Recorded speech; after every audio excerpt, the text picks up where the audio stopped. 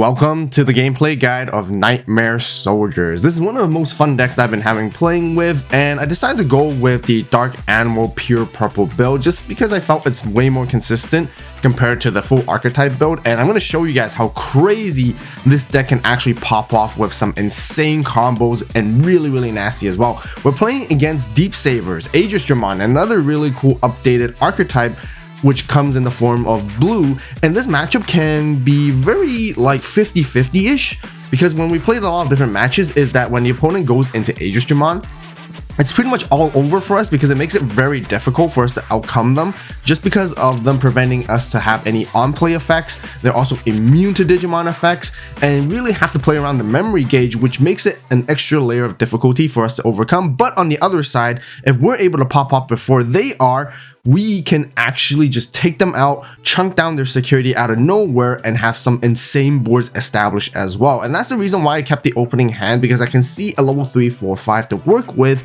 Not the most optimal cards, but it still helps us get there. And this Nightmare Soldier option card is kind of like the new feud spell, just like their Deep Savers, giving us like scapegoat buff to all of our Nightmare Soldiers is kind of nice, so then we can kind of delete one of our other things if it ever would be deleted as well, so we can kind of get some protection. And this is here where we find a super clutch find with the Anubismon from security. And then this is going to help us ramp up even faster, and I'm just going to take as much advantage as possible because I can then play a lot of bodies for free, gain all those inheritables, pop their board, if not continue to draw and establish. It gets a little bit tricky here just because there's not a lot of cards in our resources in our hand, but I decided to go for the pidemon to play it just for 1 cost since Anubis reduces by 6, and this card just fits perfectly in this deck.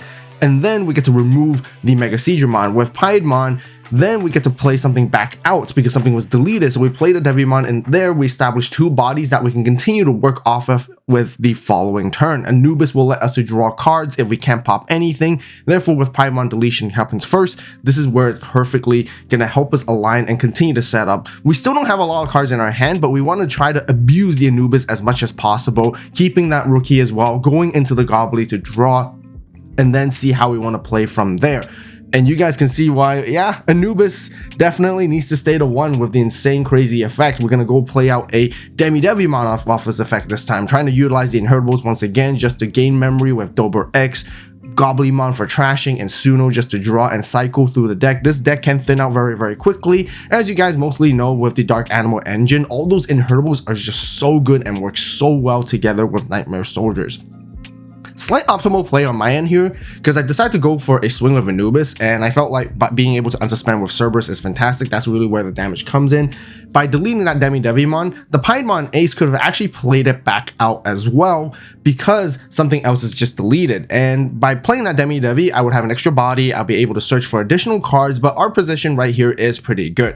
Things might look pretty scary on their side just because they can actually climb all the way up, such as this Dolphmon, which only costs 1 memory. They can go then into a level 5, easily into a Plesio, and then they can go into a Digimon just by trying to DNA with a Megaseedra of some sort, and then they can actually sort of try to clear our board back as well and basically floodgate us. And this is a really tight situation.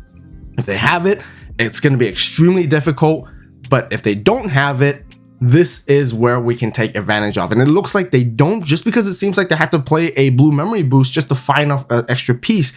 And this is really good for us because now they're not going to have enough memory to complete and finish off the combo. Being at 1 and with the fresh memory boost that they can't pop right now to gain the 2 memory, by going to Plesio, they get to play something out, but they won't have access to a Megaseedramon, so then they can DNA an Aegis. We know that they probably grabbed into an Aegis early in the search process, so we're okay. There's not too much unless maybe Hammer Spark to extend a little bit. They might have to swing and see if they can use Yao to gain memory as well. So it really comes down to what they have in terms of the resources. So we're sitting tight here, getting ready. Looks like they're going to go for the Plesio play after all. Playing out the Dolphmon, unfortunately not seeing their pieces, but this is where we're going to take advantage and try to finish the game instantly right here. We have a very powerful board, always trying to use Anubis first to cycle through all the inheritables that we get. Gonna play out that Digimon, but just before we use this on play, we're gonna trigger some of our inheritables first so then we can gain memory and draw cards. There's a lot of different sequencing right here, a lot of triggers that happen at the same time, so it's really important to pay attention when it comes to this purple deck, especially the more stacks you have, the more inheritables. It gets a little bit more complicated, but this is how I'm gonna show you guys. I'm gonna go for Anubis first, and then because I played something out with Digimon, I'm still not gonna use this on play effect just yet because Myotis also triggers because I played a Nightmare Soldier, allowing me to DNA first into Boltboutamon, which is our main boss card of the deck, which actually just deals a ton of damage and board wipes the opponent's entire field because we get to de-digivolve minus blanket 6000 for this entire turn, and a whole bunch of effects are going to continue to trigger, and because we DNA'd, we get to re-trigger all the inheritables underneath Boltboutamon all over again, playing stuff out with Boltboutamon's effects from the trash. With Demi-Devi, we get to find more pieces, trash their security because something's deleted, and then this is where here Anubis will get to let us draw additional cards, and then finally, as you guys can see, we use the Digimon somewhere in between and the sequencing to make them trash cards from their hand. But that doesn't matter too much. We're here to actually finish the game off. We know that there's a Deep Saver option in there and the security trying to help them prevent them from losing the game because they do play Metal Seedramon Ace.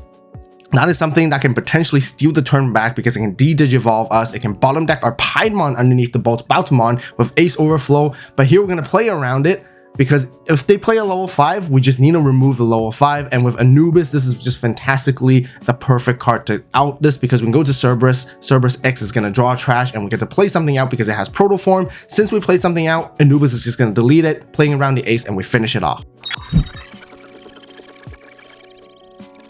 Next game, we're facing up against Scapegaot and Terramon. They did get a little bit of new support in the form of Medieval Gallantmon, being one of the best staples coming out from EX8 generally, but it is meant to be played in that deck alongside with some promo tournament cards, which is the Gaomon, which can be added into that as well. And it's been a while since we played against this matchup, so let's check this out and see how it goes. It can be pretty good matchup for them just because we tend to have a lot of bodies on the board, and the more bodies we have on the board, it's better for them because then they can kind of swing over us. So the game plan is to try and let them establish their board first, and then we try to establish ours and answer it back and clear them off. So looking at my opening hand, it looks fine. You know, I have a lot of searching cards. I can climb up the stack here. This is where I got to make a decision. I really wanted to grab the Ogremon to utilize more beneficial inheritables, but I do have 2 Digimons to work with, and I think getting the Pidemon would be more important to help us achieve into our later game combos as we climb into our top end stack. Here on the opponent's side, they're just trying to search for pieces as well, taking it slow, and I decided to promote early out here because I realized I was a little bit in a choke point and I need to continue to find pieces to Digivolve, and I see myself having another level 3 and 4 to work with. I'm okay pushing out early so then I can hatch an egg and cycle out another stack and sort of try to find more cards and draw as much as possible that way instead. I know I did mention earlier it's not ideal to have bodies on the board against Terramon and Scapegaot because they can just capitalize off of it and clear everything, but I'm okay. I was prepared to lose this stack overall, and that's why I also plan to play that Demi-Devimon to search for pieces to grab the Myotismon in the end. I really want to grab the Nightmare Soldier card because it could help me like find more pieces, and having Scapegoat is nice, but the priority is to always try to climb up the stack. That's the whole Dark Animal Cerberus engine overall, and you need to draw as much cards as possible. Here they go into that promo Gaomon, which we mentioned earlier, and they have the opportunity to actually Digivolve all the way up, but it looks like they're actually missing a level 5 at the moment, so they're not able to use the effect to get there. So they're gonna have to use that memory boost, and guess what? That next top deck card was the level 5 they needed after all. And kind of unfortunate, couldn't utilize all the inheritables, but that's all the effects of the Gale promo, but it's fine because they're going to swing over our Demi-Devi by suspending it over with its effect, gaining memory back anyways. And then here they can go into their level 5. Now they can't suspend their own anymore because it's already suspended, so they're not also going to be able to get most value off of it. But here they just want to continue to clear our board, which makes sense, getting rid of our bodies, getting as much memory so they can continue to climb up. And this is where they get into Medieval, and that Medieval can basically pop our Digimon anyways. And like I said, I sort of saw that coming, intended to happen anyways, and I'm okay with that because I have preserved a little bit of resources with Wisdom Training and cards in my hand. And now I find myself the Nightmare Soldiers card, which is great by top decking, so really good that I didn't actually grab it earlier on. And this gives me the opportunity to play out the purple memory boost, finding the Cerberus X, so then now we have a very optimal stack to be climbing up afterwards, and Proto Form in our hand as as well, being a very crucial piece in this engine. You guys who play Leviathan, who play Lord Knight, know how powerful the Protoform card really is for all these decks, and especially for this particular engine to build up as quickly and optimally as possible. We can see that the opponent wants to go for a swing into security and start doing some damage, but it can be risky for them, and that's because Medieval Gallantmon doesn't have a whole lot of DP, and we have big bodies, Boltboutamon being 15k, and we play quite a few of those. Pidemon would be able to take it down. Our other secondary level 6s, such as Anubis, can also take it down and do the same thing. So it might be risky, and they probably want to preserve it for Alliance, so they're going to stay back, relax a little bit, and just try to build up into a second stack potentially. They have pretty good resources on their side, and here I'm calculating if it makes sense to push out and try to come out right now.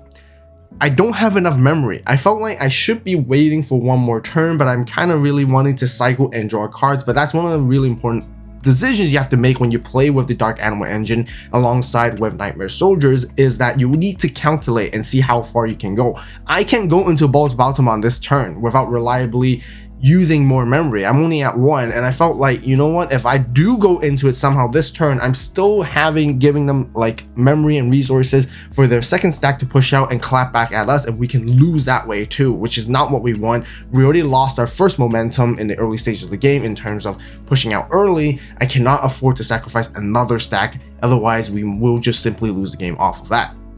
This is why I decided to forego the when digivolving and on-play effect of Dober X here, so I decided to digivolve in the back instead. I still have the Protoform and Cerberus X ready to go in the next turn instead, so then I can climb there and I can ensure myself finding my level 6s and then going into the full fall-off combo. And I know I'm not going to be completely destroyed here just yet, just because I still have 5 security. I have a lot to work with. They're not going to be able to take down all our security in one go, since it's not like a, you know, Unga Bunga style deck. They have to chunk down damage bit by bit. And also, like I mentioned, these are the moments where do not leave a body out, because if you leave a body out, they're going to gain a lot of momentum, a lot of advantages, and that's where they can just start attacking over everything that we have there. And this forces them to make awkward plays. As you guys can see, they're going to have to go into the Savagamon, but they're not going to gain the most value off of it either, because they can't use Vortex to attack over. They don't have Shoto established on the board either, which is pretty crucial to their strategy. But this is the perfect moment, because they don't have any other better play. We are going to go for the clap back here. Even with 1 memory now, we have the boost and wisdom. We can actually clear both those bodies off. I was contemplating waiting for 1 more turn again, but I just felt like, you know what, I don't have anything else to set up anymore. Don't need to. Let's try to remove off everything once and for all. Now, very carefully paying attention to Medieval Gallantmon's effect. If we play a Digimon off Cerberus X's effect, it's gonna proc. It's gonna interrupt us at some point, and we're not gonna be able to chain off, and they're gonna delete our stack, and we're just gonna feed into them and lose our board. And which is why when I went to Cerberus X, even though we have the X antibody, we have to activate its on-play effect as mandatory, but the on-play effect itself says you may play a Digimon that is level 3 or lower, which we chose not to. Once again, because that will trigger Medieval Gallantmon. So here, this is why I'm going to hard play the Myotis, even though it triggers the Medieval, because we are the turn player, we get to resolve all of our effects first, so we get to DNA into Boltboutamon, and using Pidemon to DP minus specifically AK on 1 stack, de-digivolve the other, and now Boltboutamon will clear off the rest and play a bunch of bodies back. And these are some of the areas on when you play this deck, it's okay to give your opponent a lot of memory to work with, and it's worth it because we gain a little bit back with all the inheritables with DNA digivolving. We do give them 5, but we cleared absolutely everything, and we get to swing in an extra attack because of Myotismon's effect, allowing to, and we're not going to unsuspend because there's no need, there's nothing they can really answer to this board really to, just because they don't have resources. They just hatched their egg, they just went to the rookie here, and we're basically presenting lethal with 3 hits in the next turn, or potentially an additional trashing security effect off Boltboutamon. If our Demi-Devi or Devimon gets deleted by security battle, we can trash one of them thanks to that effect, and it's all turns when any other Digimon gets deleted too. Maybe they can try to re-answer here with Medieval to try to pop some of our bodies to lessen the damage. But it's a difficult situation that we're putting them on because we established so much advantage. And once again, I want to reiterate, like, giving them that much memory is not bad at all. Surely with the amount of memory, they can make more plays and play more cards, but it just doesn't matter if they're not able to defend themselves or even take down our other cards here to answer it back. This is one of the reasons why I really like this deck. The amount of advantage and the bodies can play out and go wide and also deal a ton of damage with a lot of removal at the same time really showcases how strong this deck can be and the potential it has with the whole engine, alongside with Nightmare Soldiers, which is a new way to play with dark animals as well. And if you guys ever want to see early deck lists and deck builds and first drafts of every single deck that I make from every set, make sure to join the AVAULT Club membership, and I really appreciate the support because it helps the channel out a lot as well. But yes, deck profile will be coming soon. I'm working on it as well, so stay tuned for that. But this is probably why I'm trying to show you guys the way of how I prefer playing Nightmare Soldiers, for sure. Compared to the regular archetype, I've also listed the regular archetype with the regular cards in the AVAULT Club membership, so you can see that. But going back to the game here, they're going to go into Paladin mode Ace, stripping out of our sources, bottom decking our entire trash, and they gain Ace Overflow with pidemon as well, but there's just nothing they can do. Like we mentioned, we can just swing out separately bit by bit if we need to, but just to establish a little bit of advantage and reclimb and sort of reset up our trash a little bit, just in case if we have any surprises in security that we're just not aware of. We're just going to continue to go into Cerberus X, play out extra bodies, find more stuff, and have a Rookie and a Raising ready to go. Swing to Demi-Devi. We're not going to be able to trash the security, but that's totally fine because we finish it off either way. Okay, in this game, we're gonna up the challenge and try to face against one of the top decks in the current format, which is Fenrir-Lugamon Takemi-Kazuchi. We're gonna try to see if we can outpace them because this deck is fast with its crazy OTK combo.